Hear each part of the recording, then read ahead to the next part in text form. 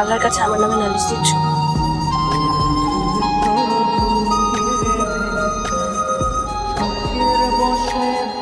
কি দিচ্ছি নালিশ? মনের কষ্ট থেকে? মনের কষ্ট থাকলে তো আমার জ্বর শুনলেই কষ্ট হবে। তুমি কি সেটা ভালো না? আমার কাজ বেড়ে যাবে তোমার মন ভালো করার।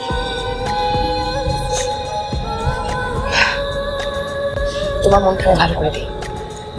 তোমার জন্য একটা গিফট নিয়ে এসেছি। এগুলো আমি তোমার জন্য এনেছি। এগুলো হচ্ছে চিরকুট। এখানে প্রত্যেকটা তারিখের সাথে কিছু না কিছু লেখা আছে। একটা পেজে লেখা আছে, পরের পেজটা ব্ল্যাঙ্ক, যাতে একদিনই তুমি সব পড়ে না ফেলো। তাই কিন্তু একটা শর্ত, তুমি একসাথে পড়তে পারবে না। যেদিনে যে ডেট দেওয়া থাকবে সেদিন সেটা পড়বো। একসাথে সব পড়তে গেলে কিন্তু তুমি আমাকে হারিয়ে ফেলবো। আরেকটা শর্ত, এটা শেষ পেজে যেটা লেখা আছে সেটা তুমি এখানে এসে পড়বা। রাখতে পারবো? ফিরে আসবো তো? আমার নামের পাশে তোমার নাম লেখা থাকলে অবশ্যই ফিরে আসবো। আমি অপেক্ষা করবো। আমি চেষ্টা করবো। আমি কষ্ট পাবো। আমিও পাবো। আমি অনেক কাঁদবো। ভালো করে পড়াশোনা করো আর আমাকে অনেক কিছু। আমি চেষ্টা করবো এমন কিছু না করার যেটা তুমি কষ্ট পাও। কেউ যেন আমাকে বোঝে, কেউ যেন না কাঁদে। কাঁদলে কিন্তু আমিও খেতে দিব। আমি কাঁদবো না।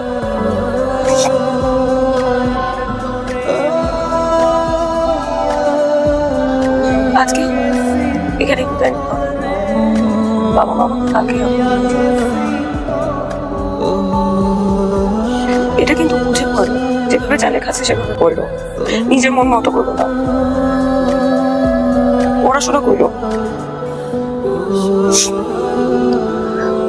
আমি চাই আসো।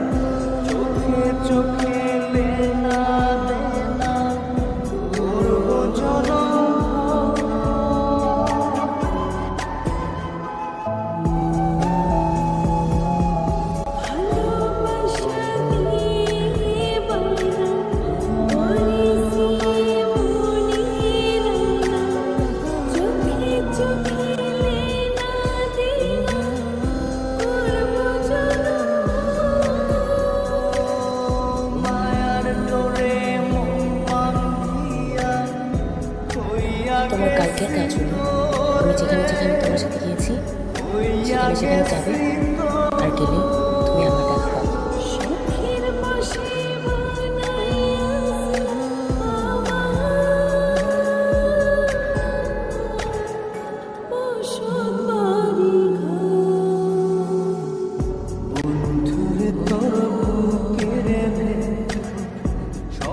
তোমার আসলে আজ থেকে প্রিপারেশন নেওয়া উচিত। যদি আমি না আসি তাহলে তুমি কিভাবে নিজেকে মানিয়ে নেবে? যদি কোনো কারণে আটকে যাই তাহলে কি করে নিজেকে বোঝাবে?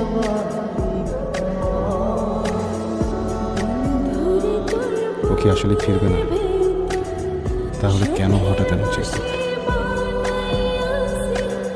এরপর থেকে আর একটা ভালো কথা ছিল না চিরকুটে আমার জন্য। ডে বাই ডে আমি হ্যাং হয়ে যাচ্ছি। ও ফিরবে না, ও হয়তো আসলেই ফিরবে না। চিরকুটে যা লেখা ছিল তার শেয়ার করার মতো ছিল না।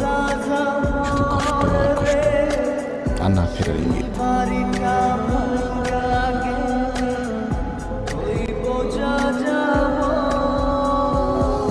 বাকি আছে আরেকটা চিরকুট।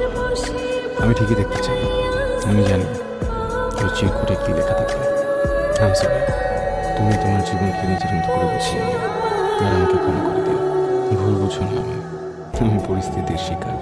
তুমি আরো অনেক ভালো মেয়ে পাবে। আমাকে এখানে থেকে ক্যারিয়ার করতে হবে, আর আমি এখানেই সারা জীবন আকাশের দিকে